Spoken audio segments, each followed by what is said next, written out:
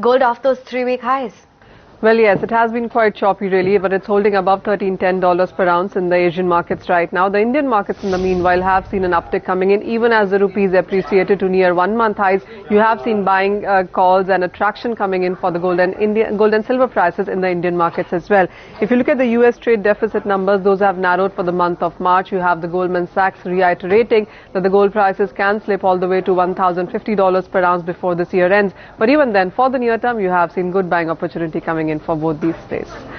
Energy space in the meanwhile also has seen some strength coming in. $100 is back for the NYMEX prices. The API data shows that today in the evening, when the government does come out with the US weekly inventories, you might see a decline onto that one, and that's the reason you have seen strength coming in for this space.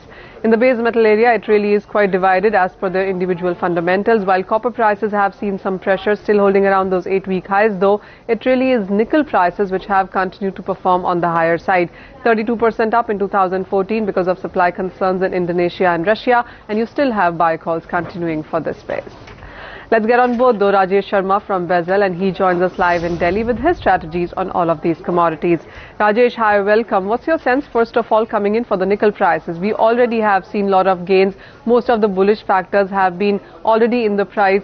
Do you still see more gains coming in? Hi Manisha, first of all thank you for having me on the show.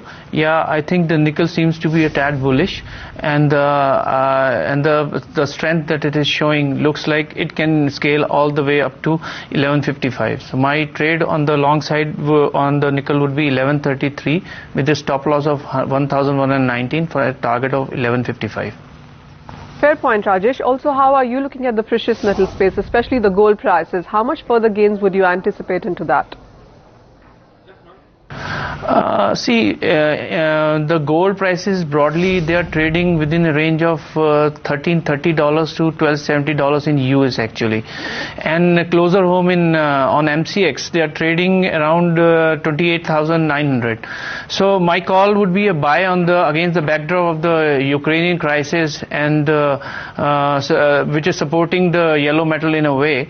I guess the best strategy would be to have a buy on the gold with 29,150 rate at a stop with a stop loss of 28,999 and a target of 29,500.